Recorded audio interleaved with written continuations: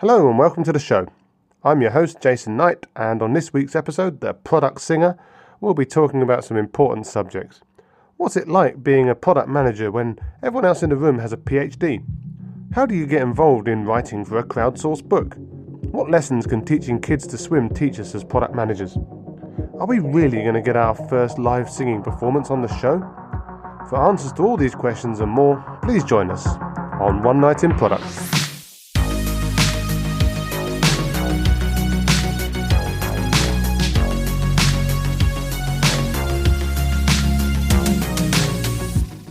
My guest tonight is Pouya Jamshidiat, a leader in product management, artificial intelligence, strategist and experience designer, coach and speaker, and I understand he has a fantastic singing voice as well.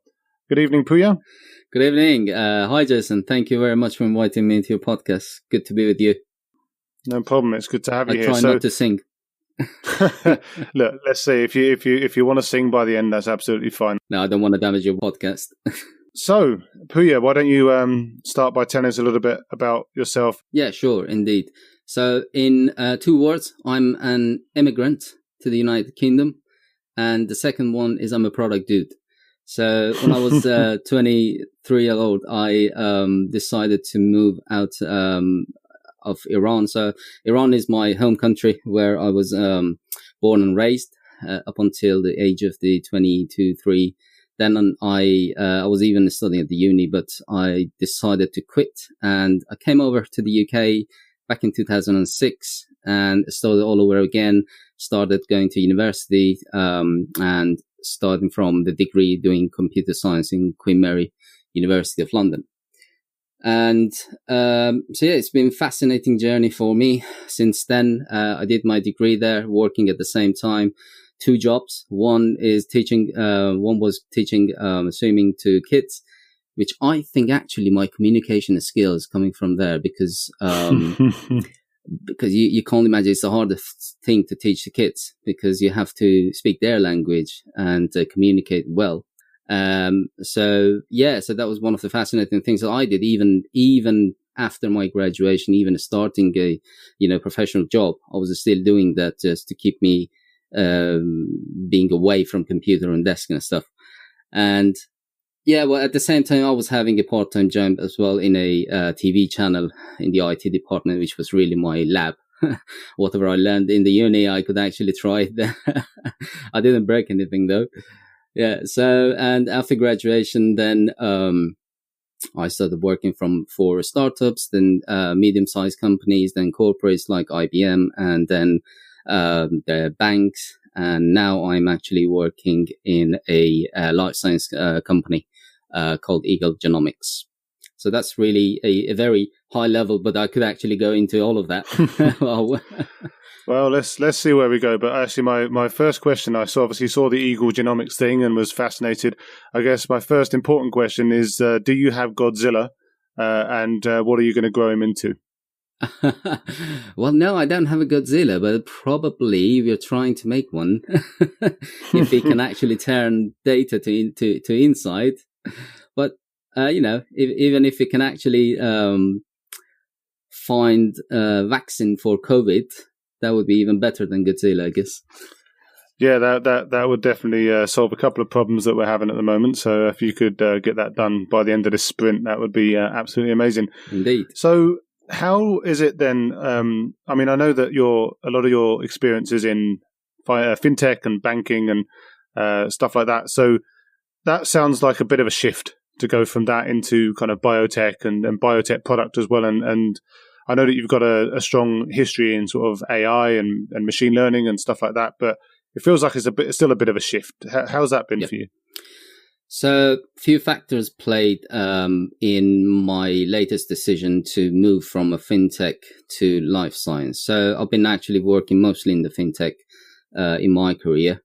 And my journey with applying the advanced science like AI to products started back in 2016 when I joined the Lloyd's Banking Group, when they started a program called Machine Intelligence Program to build a sort of a startup within the bank in order to build products for the customers and also for the consumption of the bank, applying different sciences like cloud, robotic process automation, and of course, AI.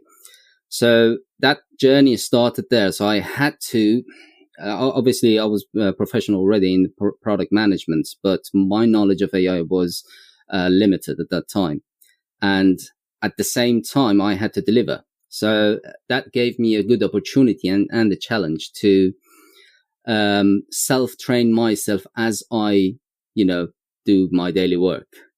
So throughout those 3-4 years that, 3 years actually, that I was working with the bank, I could manage to, self-train myself to the level that I could even, after 3 years, I could win a prize in the best, one of the, best ideas of application of AI in finance, and also deliver about 3 products. And also eventually I was leading an initiative to solve a problem of turning all data that the bank have to insight using what we call the intelligent search, whereas actually, or it's called cognitive search.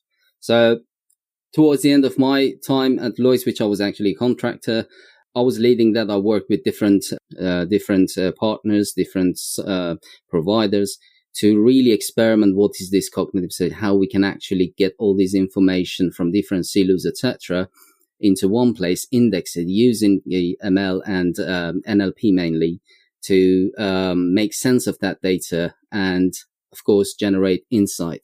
So I did that. Then my time in the bank came to the end with doing the great POC over there.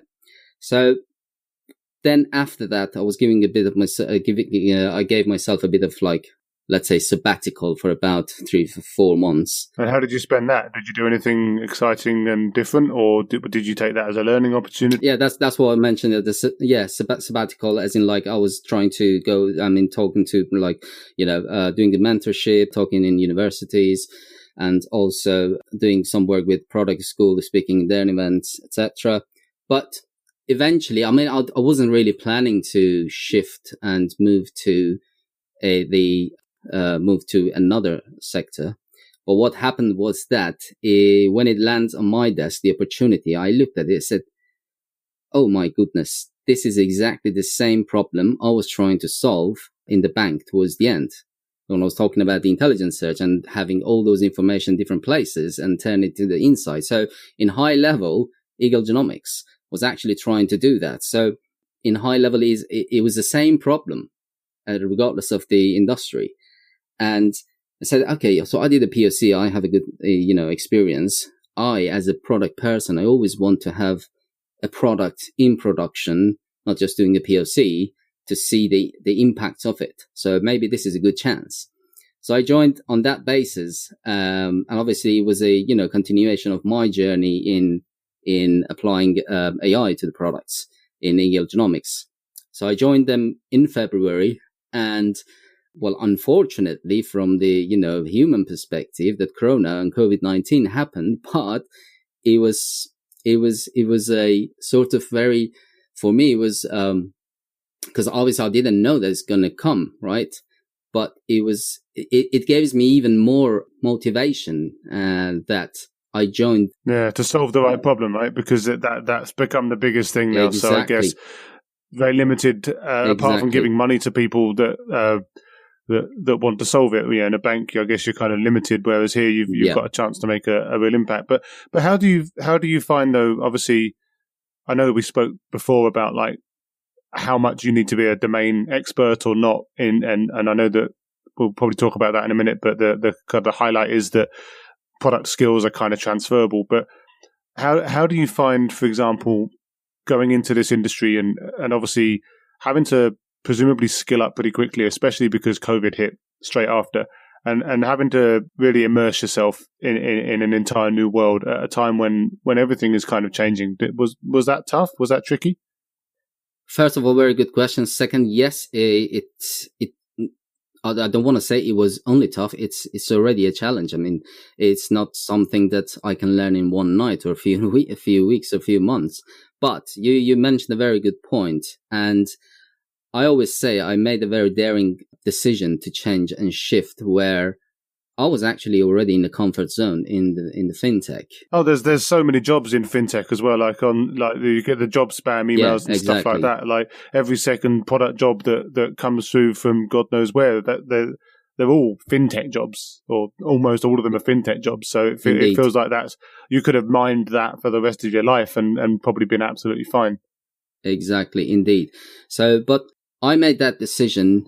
As I say, a few factors played a role. But when I actually landed in, I saw that, okay, so this is a very different place. First of all, yes, product skills are transferable.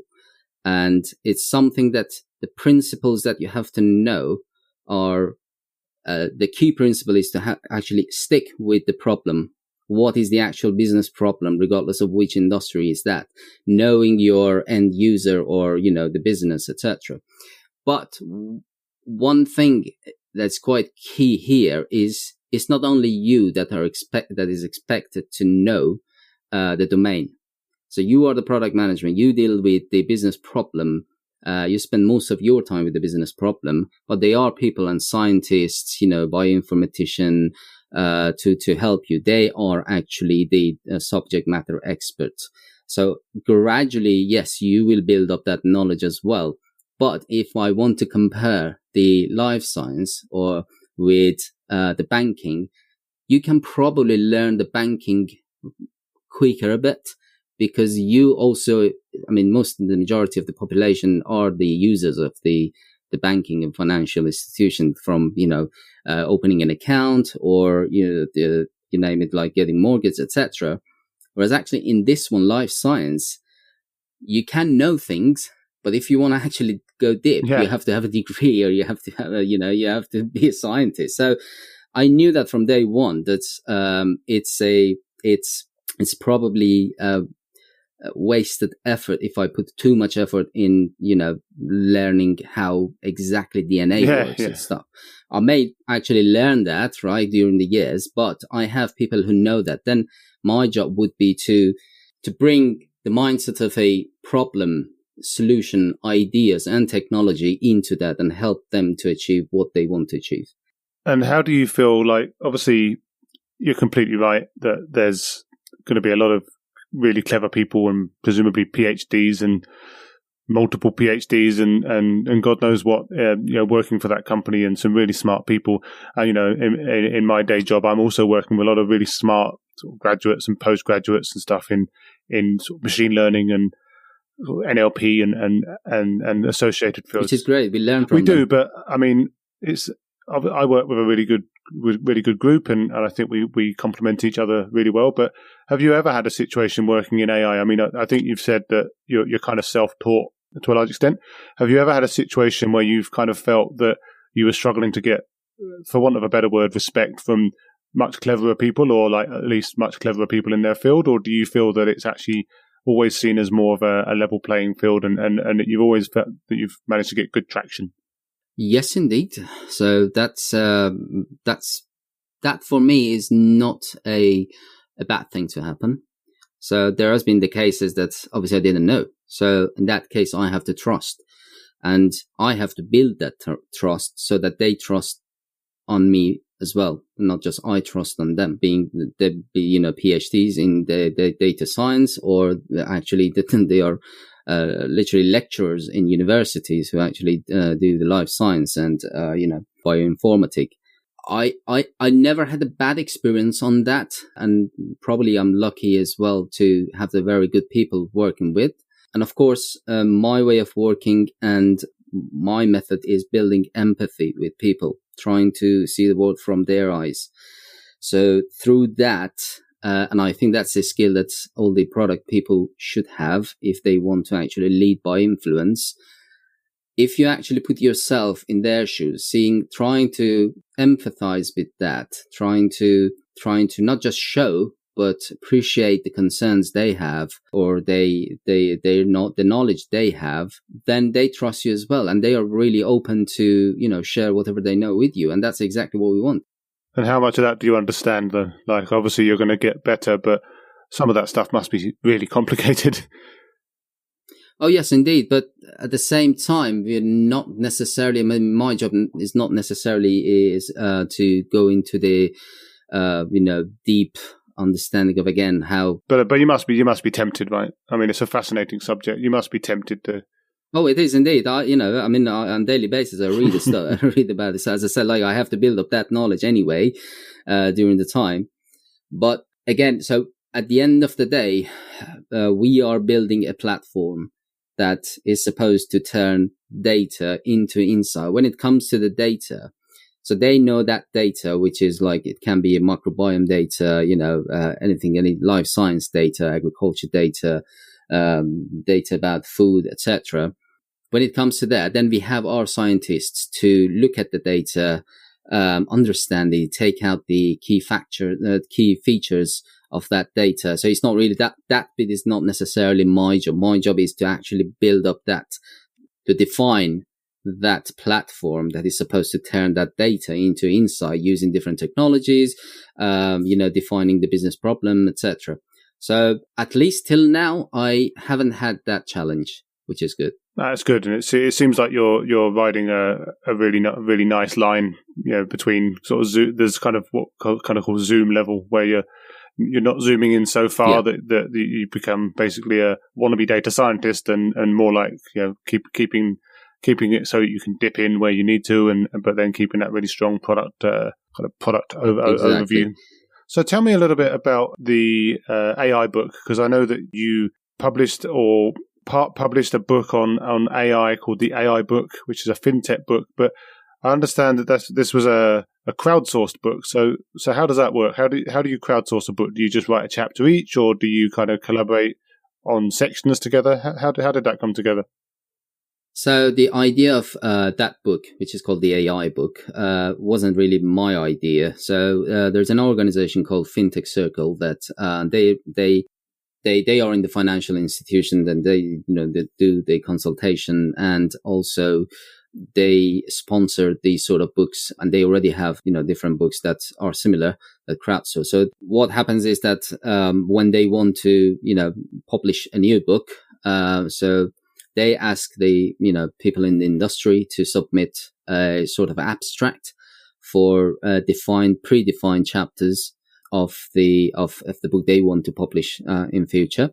So I got to know about that because I was following them. So I got to know about that, and then obviously I had the first-hand experience in not just one chapter, a few areas, few topics. So I submitted a very short abstract, and to be honest, I mean it's very hard for me to actually write short things. It's easier for me to write lengthy things. So I submitted that. Then it was going to the voting. So other people has to vote on that. Plus they have their own editorial panel. So eventually I was lucky that they liked my abstract, and they asked me to write a full chapter on that, which I did. And again, it went to rounds of editing, and eventually got published back in May, which we were supposed to have a launching day, but we were already in the lockdown, so that's postponed. But the book is it's called the AI book. It's actually about the application of AI in financial institution, and I wrote the chapter about how AI can work in deposit and lending. It was a very great experience. Still, I mean, probably for someone who hasn't really have experience to write books, it was a very good start. And I think actually having crowdsourced book is quite good. So the democratization of information, right? Like everyone gets a chance. And you see different perspective in one book rather than actually one book written by one person. It's not necessarily bad, and in most of the history, a book is written by one person. Yeah, but I think except the Bible. The Bible is written by lots of people, right? So this is like this is the Bible of AI, right? Yeah, exactly. Yeah, I don't want to controversial that, but I can actually name a few others. Yeah. So yeah, it was a great experience. I'm happy about what I did. Yeah, I mean, I'm going to go out on a limb here and say that sounds fascinating, but at the same time, I don't think I'm going to buy it for my mum for Christmas. It feels a little bit specialised. I will send her. Give me the address. I will send her one. So if you can sign it, that'd be lovely. But I mean, has that kind of whetted your appetite to work on new books or like further things? Because again, I know you've done the product school stuff, and I'm presuming, like everyone these days, you put out articles on places like Medium and stuff.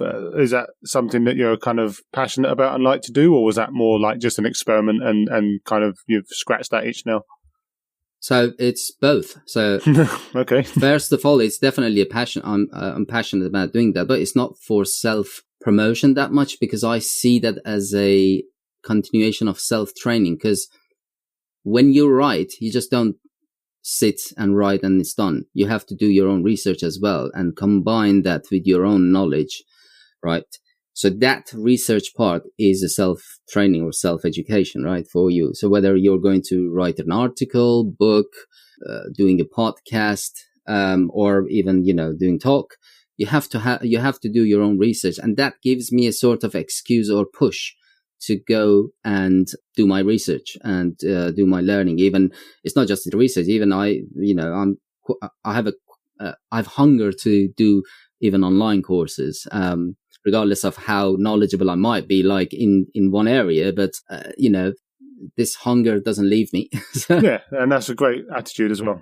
So that's a really great attitude. Obviously, it's this whole kind of growth mindset and all. I think one of the things that you put on your profile, which I found really interesting, was I think you said, look, you're trying to find it now, you're a senior of the past and present, but a junior of the future. Kind of strikes me as it's kind of, you've been there and done that to a large extent in what you're already good at, but that you always seem to be like looking for the next thing to learn was what I took from that. Is that a fair read? Well, yes, because the pace of the advancement in science technology is way beyond your own pace in life. So obviously you can't catch up with everything, right? But at least if you see, I mean, it's a danger zone if you see yourself knowledgeable in not just your area but in other areas. So I mean, my mindset is that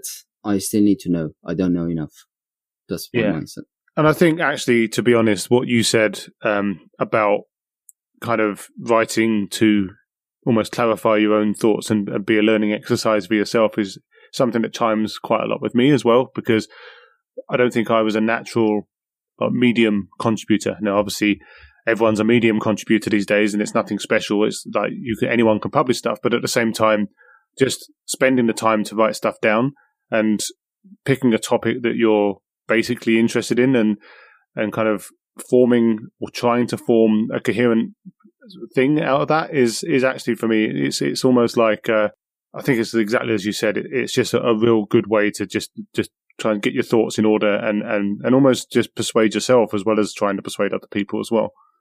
Yes, indeed. And there was another point I forgot to mention, that part of it is also, when I write something, I'm actually hopeful to get some feedback. And out of that feedback, I learn even more. Yeah, exactly. You need people to test your assumptions, right? Yeah, whether it's a post on LinkedIn, whether it's a book, a chapter, or an article on Medium or any other platforms, I'm hoping that people read and not just clap for me, but comment on that, to learn from. Yeah, I think that the biggest problem that I find with stuff like that, and whilst I completely agree, is it's so difficult to cut through the crowd.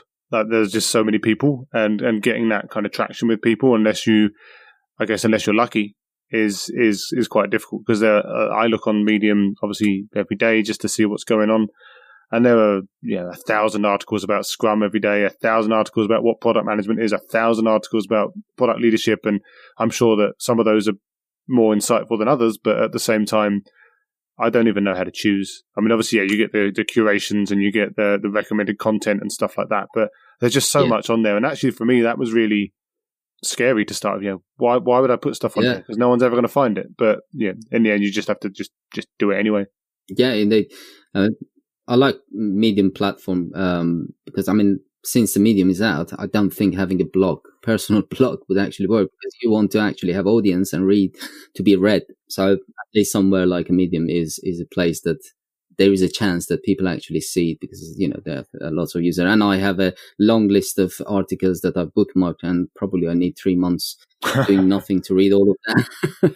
Yeah, that's the problem. Again, it's not just the amount of content making it hard to stick through, but it's also the amount of content that you just can't. There's so every day thousands of new articles about stuff that you're probably interested in, plus all the videos and the podcasts and everything else. It's just it's almost like a full-time job just to keep up to date with some of this stuff, which is fantastic. It's fantastic. Again, I was talking to someone earlier about like the amount of resources and kind of content that we can consume these days. Just it's night and day to like when I was growing up, and maybe when you were growing up, like where you just, my example I use, like I had to wait a month, once a month I'd get a magazine about a computer that I could read, and then I'd have to wait a month when I'd finished that magazine for the next magazine about that computer. It was so different to now, and I don't want to sound like an old man, although I clearly do, but just having just all this stuff at our fingertips is just such a fascinating and fabulous advantage.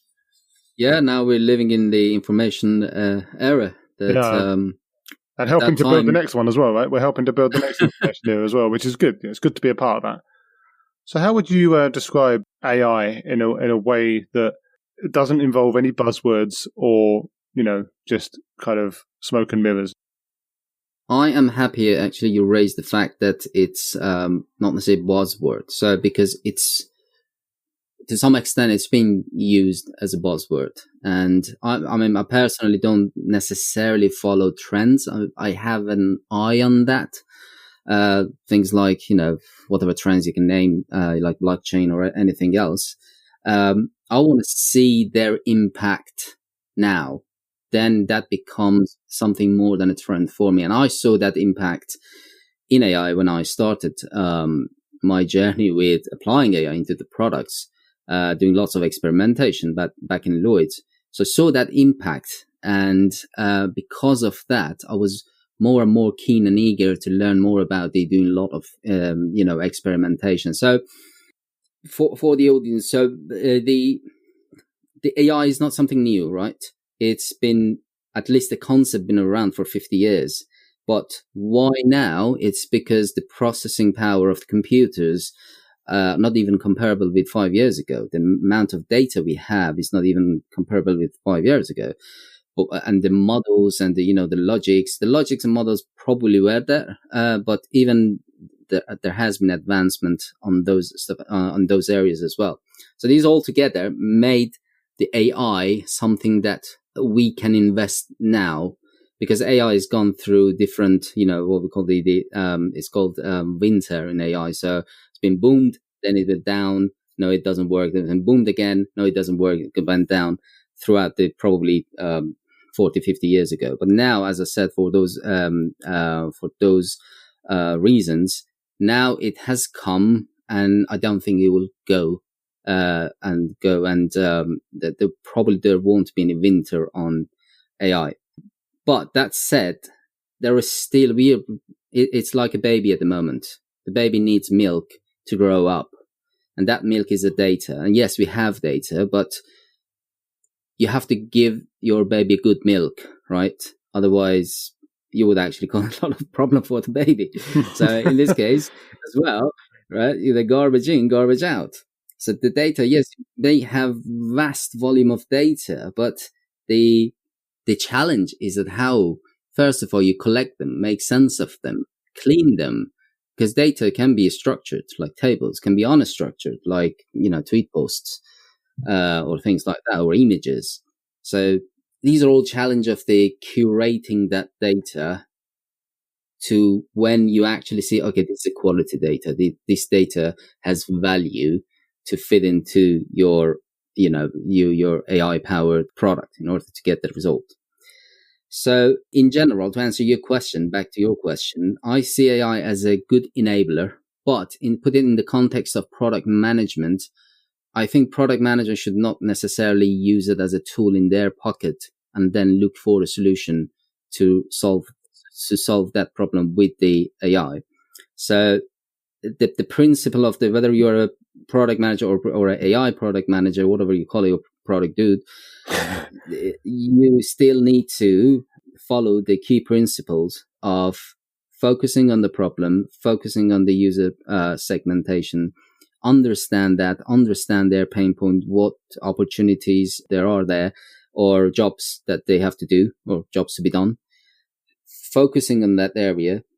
But when you see that your idea or your solution requires a lot of data and also generates or supposed to generate a lot of data, then you can consider AI technology. And AI is an umbrella term. So under that, there are different technologies you can use: NLP, machine learning, deep learning, computer vision, many use cases as well. And each of these may have different way you as a product manager need to deal with that. Yeah, I think it's an interesting point and not really controversial about kind of not falling in love with the solution as such, as actually making sure that you're solving the right problem. I think it reminds me of a story which I'll probably remember wrongly, and apologies to all people involved in the story if it's actually a different story. But the story I think I remember is the story of when PayPal were trying to build a new solution which would really help to drastically cut fraud. And they were obviously trying lots of really complicated machine learning and AI techniques to try and get that done and automate everything and get it as scalable as possible. But obviously the cost of fraud is really high, and machine learning comes with a certain level of fuzziness. And they actually found that whilst the AI/machine learning/algorithmic solution was sexier, at the same time, they got a lot more sort of bang for their buck by putting some people in front of that problem as well and solving at least some of it manually. And again, it's all about solving the problem in the most effective way and not just sitting there thinking, hey, I've seen something in in an article and I have to use that now. Yeah, indeed. And that actually raised the importance of the experimentation culture. So experimentation culture is quite key, I mean, in general for companies, especially for managing products. But more specifically, when you talk about the AI, because it's supposed to, if you talk about AI, you're talking about the machine that learns, and you are helping it to learn, whether it's a supervised, you're helping it to learn, or it's unsupervised, it learns by itself. And that learning is iterative and it takes time and depends on the data or that milk I mentioned you give it to. It can actually it can generate different results. So the importance of the experimentation here is quite key. That's what we did back in Lloyd's when we were doing applying different technologies, from cognitive technologies, building virtual assistant, to actually doing the text to speech or speech to text analysis, etc. That experimentation, it might be different to the experimentation that you do, for example, with the A/B testing. So the experimentation, for example, with a data science or a data product would be probably in a sprint. If you can apply sprints in such products, you would have probably different experimentation, or like 3 or 4 experimentation just within that sprint, because it's basically what you're experimenting is just feeding some different training data into your model, and that can be done in a day or less than a day, right? So you don't need to actually go through the prototyping, designing. Again, I go back to the fact that it depends on that specific product that actually you're building. But I want to emphasize the fact that experimentation is important, specifically when you're building products that are powered by mainly machine learning. Yeah, and when there's obviously going to be many solutions in which in some cases you're not even sure if some of them are going to work, but you still have to try.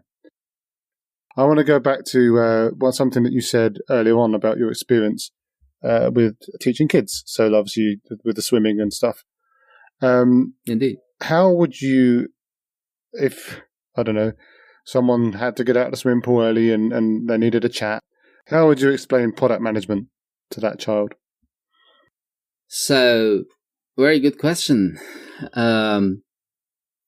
So I would explain probably to the kids that I try to build an easy to use and a nice goggles that you use for swimming on my daily basis. I'm probably not building those goggles, but trying to trying to transfer that I'm actually trying to solve a problem. So the goggle that you use to swim, I'm on my daily job.